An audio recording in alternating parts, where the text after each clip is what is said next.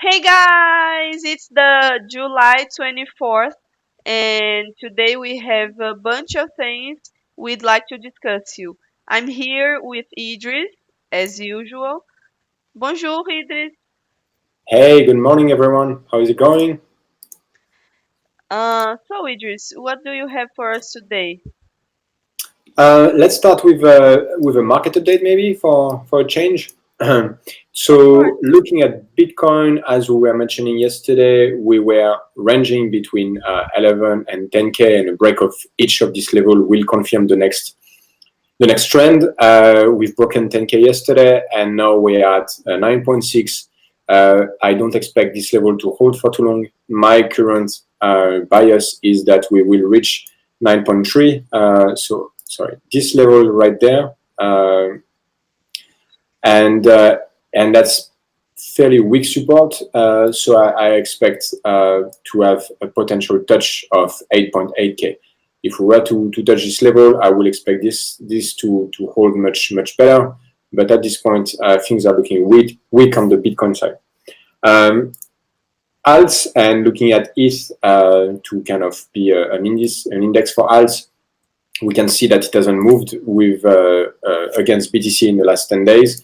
And a lot of alts are in exactly similar situation. We can look at general alt index as well to get a better idea of where they are going. But it's they are holding the same level. It's been like 2 weeks versus BTC, so it's not looking great.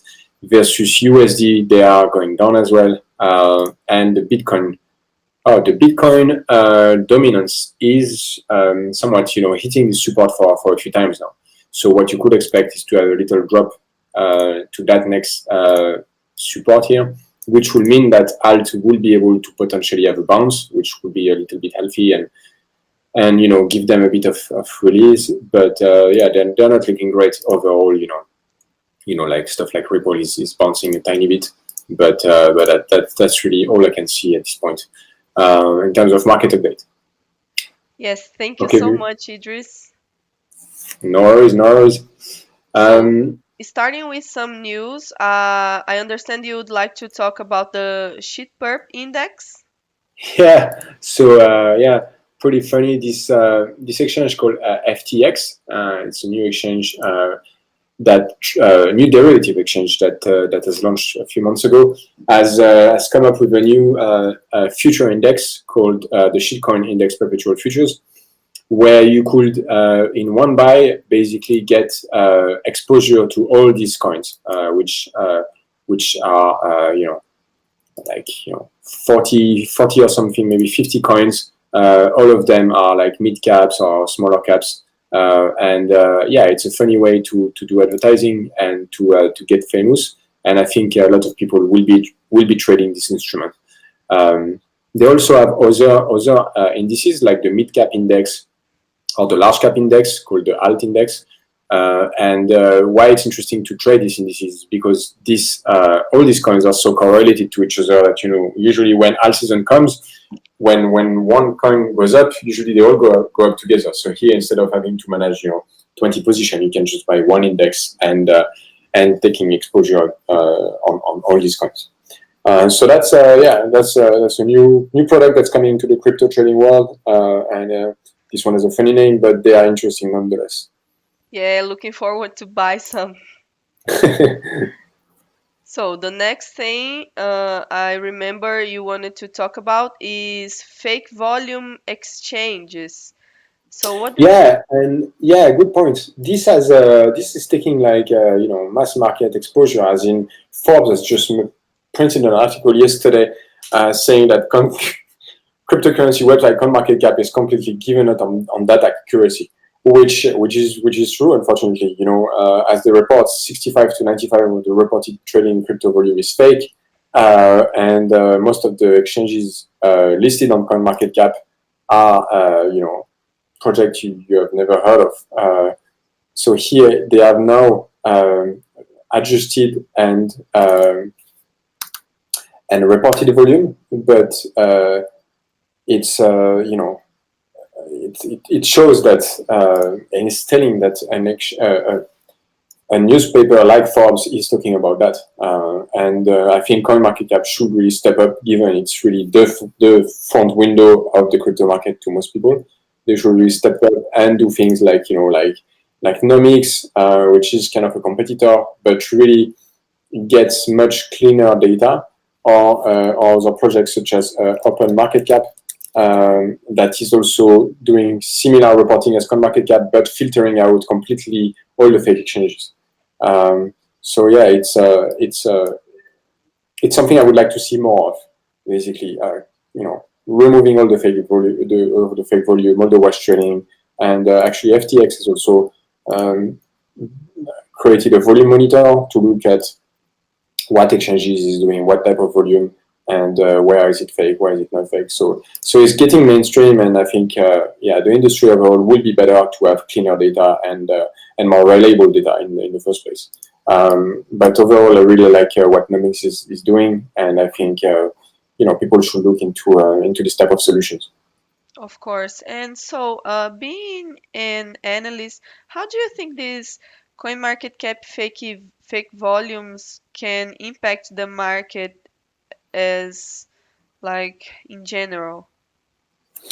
So it's mainly luring people into going to some exchanges, thinking that, oh great, lots of volume to that exchange. I want to trade this coin. Then they just arrive there and there's nothing to do, and there's no one to buy their coin or to sell, and so it's just this is deceptive, as in people are just being lured by this fake advertising that CoinMarketCap is doing for these exchanges, unfortunately. Yes, unfortunately, indeed, because CoinMarketCap is maybe the biggest side of like, I'm sorry, like to see volumes and coin Yeah. prices, right?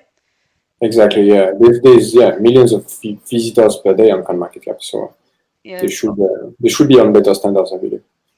Also, I really think this hurts a lot the reputation of a lot of coins because people think that, oh, if the biggest one does it, then the other ones does do it as well. Yeah. Yeah. Exactly. So, going on with our market update, I recently read that India just banned crypto. Is that right? Yeah. Exactly. They they have passed a bill in India to fine and potentially jail any cryptocurrency user. So traders or hodlers of crypto could take 1 to 10 years of prison just by trading or holding crypto. Currently, it's not low, and it's just a bill, but it's a very very detailed 200-page document that has been released by the Indian government.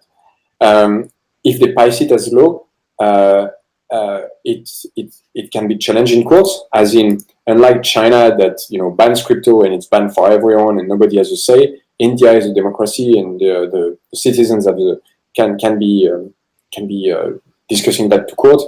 But at this point, it's worrisome for all the crypto market in India. In India, is a billion person, and so it's a huge market, and that's including as well for Libra, where WhatsApp and Facebook are uh, have their biggest market in India. They won't be able to use Libra there if this bill is passed. So yeah, I'm following to the developments of how this will be be passed. If it's passed like that, then users of crypto in India just have 90 days basically to get rid of all of their crypto. Otherwise, they could be facing jail sentences. So pretty drastic move by the Indian government. Yes, but isn't this like the 10th time India bans crypto? Sorry, can you say again? Isn't this like the 10th time that India bans crypto? Yeah, it seems like they've done this type of tricks a few times, but it's the first time that there is such a 200-page document being proposed. So it's getting to another level. Yes, but like, would you say this is going to stick? Like, I really think that people can find other ways to trade crypto without, I'm sorry, without letting the government know about it. Um, I don't know. I don't know if people will be able to. There might be, tricks and solutions as always, but I mean, overall, most people will not want to be going against the law, I assume. So they probably won't be trading crypto if this bill is passed. That's my opinion, though. Okay, so is there anything else you'd like to add? Um, in terms of news, that's it on my side, Vivi. Okay, Anything else from your side? yes, I have two news I'd like to discuss with you. Sure. So, I recently read a research in which they said that the Bitcoin and Litecoin halving do not impact the prices. Do you have a say on this? Yeah, I mean, this is very interesting. So this research has been published. When was that published? Oh, just yesterday. Yes. 2 days ago, actually. And halving doesn't impact the price. Well, I beg to differ, but I think price is very much impacted by halving actually. And this has been proven, a few times. But just look at the chart, and I have done a few charts actually on that. If you look at the halving, so what was that for BTC and LTC? Actually, I've done both in the past. If you look at how the halving could be impacting the price, that was for Litecoin, and that is for um, so as you can see, so that's the halving in 2019. Okay, so this year halving will happen in August, and you can see that the price has gone up drastically. And similarly, in when was it? In 2015, we had a halving as well, and the price made a drastic move up to, what was it, like 40 days exactly. That's what I remember. 40 days prior to the halving, we had a massive top. Um, and here we're doing exactly the same with the current price. As here, price is stopping about 40 days before the halving, which matches the last halving. So yeah, Litecoin is, I think, has an impact on halving. Um, for Bitcoin, it's I think also the case, as in, if you can see on this chart here at the top, what is the bottom chart? The bottom chart is Litecoin versus BTC. But here you have Bitcoin versus BTC, and you can see that every time there is a halving, price pumps for like the next 2 years afterwards. So here we had the first halving in 2012, and the next year was a bull market of 70x.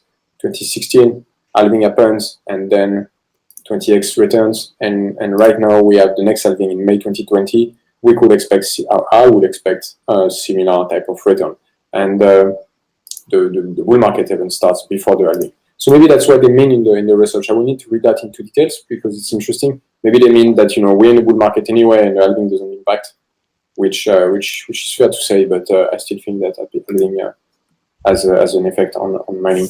Interesting to see this type of research coming out. I'm looking forward to reading that. Thank you for sharing. Thank you, Idris. You're so smart.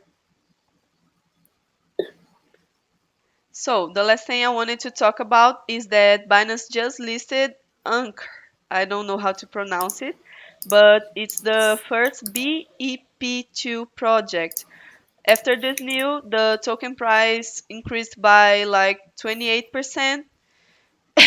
And I think that it's worth saying that this listing is part of a Binance initiative to support blockchain projects and to list at least to list at least one project of Binance DEX on the main platform of Binance each month over 3 months.